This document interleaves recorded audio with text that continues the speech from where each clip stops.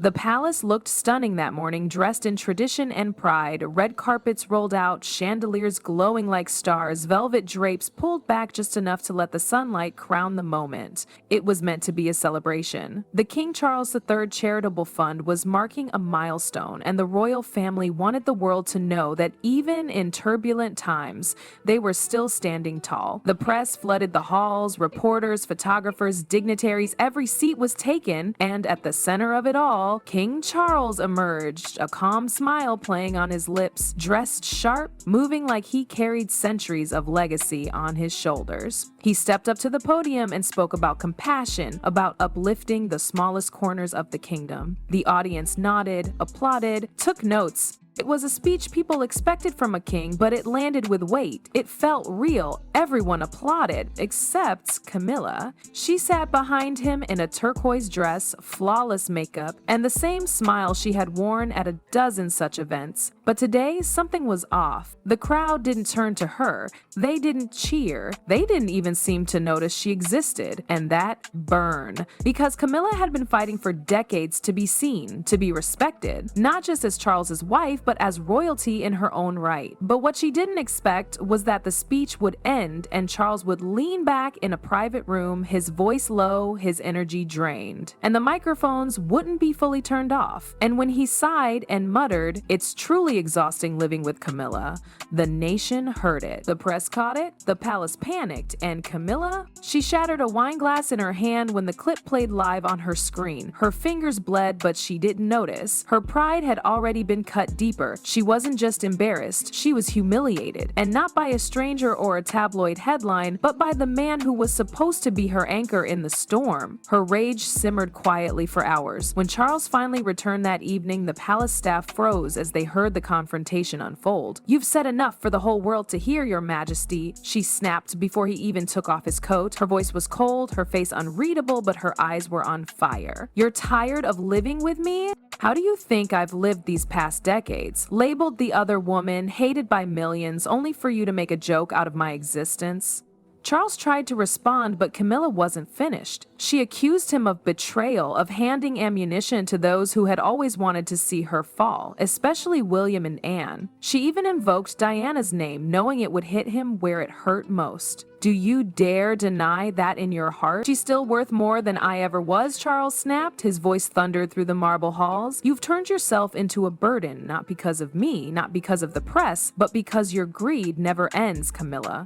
It escalated fast. Staff outside didn't dare move. Inside, accusations flew like daggers. Camilla shouted she'd never let herself be discarded. She'd fight. She'd make them all kneel, even William, even Anne. Charles lost control. His final words cut deep. "You are my disgrace." That night wasn't just a fight. It was a crack in the foundation of the monarchy. But outside that chaos, in a quieter part of the palace, another story was taking shape, one far more dangerous.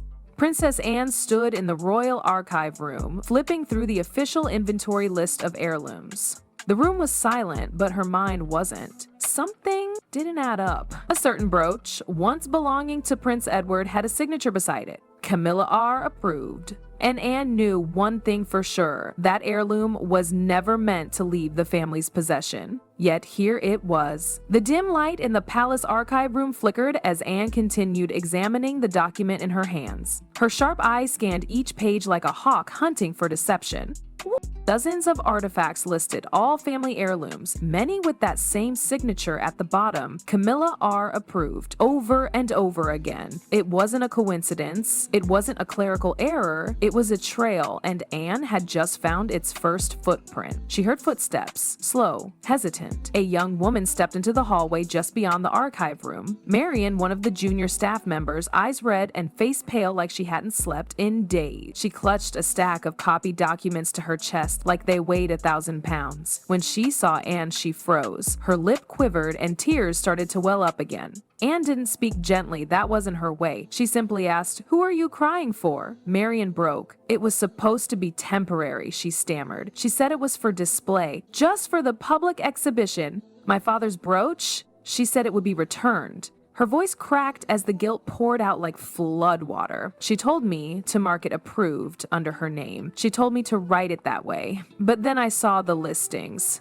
jewels, rings, watches. All with that same note, Camilla R. approved. She's not borrowing them, she's taking them. Anson console her. She didn't offer tissues or kind words. Instead, she held out her hand. Do you have proof? Marion hesitated, then reached into her pocket and pulled out a wrinkled sheet, an annotated copy of the original list, the red pencil marks highlighting all the suspicious entries. One of them had Camilla's full signature, clear and confident, matched against other official royal documents Marion had quietly saved for comparison. It wasn't just suspicion anymore, it was confirmation. Anne took the page and gave a single nod. This ends now. They sat together that night, Anne with her hair tied back, Marion still shaking. They restructured the entire artifact list line by line, matching items to their last known holders, noting which had vanished and which had magically become part of Camilla's display collection. At least 7 heirlooms had been shifted under Camilla's control through falsified approvals, enough to ignite a political firestorm if it went public. But Anne wasn't going to leak anything anonymously. That wasn't her style. If Camilla was going to be exposed, it had to be undeniable,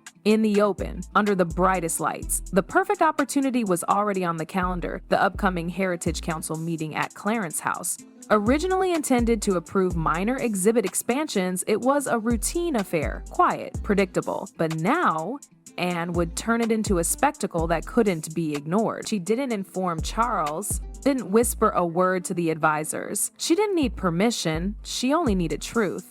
And the weight of royal history was more than enough to give her the authority to act. Camilla, meanwhile, had no idea. She was still trying to rebuild her image, showing up to charity events, smiling for the cameras, and preparing a grand speech about restoring forgotten heirlooms. The irony couldn't have been sharper. She thought she'd deliver a moment of legacy building, but Anne had already prepared the documents, the questions, and the evidence. When the day arrived, the media presence was larger than usual. Camilla strutted in, draped in a deep navy dress, pearl earrings shining, walking like she owned the very halls. She gave polite nods, sat at the front, and waited for her moment. Her folder was neatly arranged. She didn't know that her name, written in her own hand, was about to betray her. The council chamber fell into a tense hush as Princess Anne rose from her seat. No theatrics, no dramatic music, just a quiet storm building in her posture.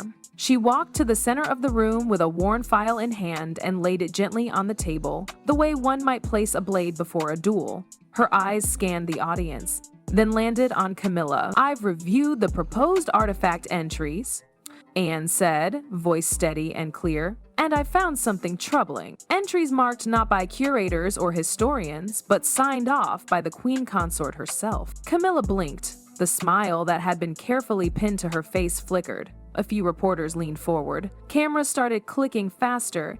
Anne pulled a yellowed inventory list from the file and held it up. This document shows the approval of several heirlooms items previously cataloged as royal property, now redirected under ambiguous classification, each one marked with a handwritten signature. Camilla R. approved. The silence exploded into whispers. People began murmuring. Officials exchanged nervous glances. Marion, seated at the back, watched with wide eyes, her breath shallow. Camilla opened her mouth, searching for something, anything, to control the narrative. That's absurd, she said, forcing a laugh.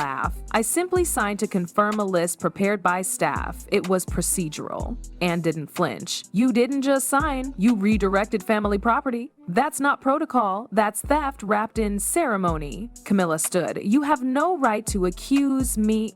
Anne's voice sliced through the room. And yet here I am, not accusing, presenting facts. She laid down comparison sheets, multiple examples of Camilla's signature from official letters and royal archives. The strokes matched perfectly. Experts in the room didn't need convincing. The evidence was irrefutable. The press surged forward. Flashbulbs lit the room in waves. Camilla's face paled. You may claim ignorance, Anne continued, but these approvals span months. They include artifacts never meant for private use, including one. She held up another document belonging to a staff member's family. That brooch was never yours to handle, let alone claim. Camilla's voice trembled now. You don't understand what it's like to be constantly seen as an outsider. Anne narrowed her eyes. So you chose to rewrite the past with your name scribbled in the margins? Camilla was unraveling. She gestured wildly, raising her voice. "You think you're better than me. You always have. You've never accepted me, never shown me respect. And now you stand here pretending this is about heritage when it's just a personal vendetta and didn't even blink. This is about legacy.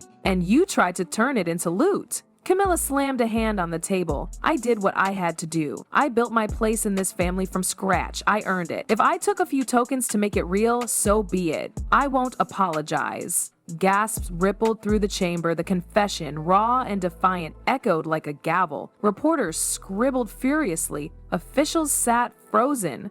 The damage was done. Anne leaned in, voice low. "You didn't build anything. You carved it out of lies. And today, it ends." Camilla's shoulders slumped. The fight left her body in one visible exhale. For a brief moment, she looked like a ghost, faded, weightless, and no longer part of the room. When the council adjourned, she didn't speak. She didn't smile. She simply walked out, heels clicking against the marble, now loud in a silence filled with judgment. That night, the headlines didn't need spin. Photos of Anne standing tall beside damning documents made front pages. The caption wrote itself, "A signature too far." And Camilla, once Queen Consort, vanished into history, not with a crown, but with a signature that sealed her fall.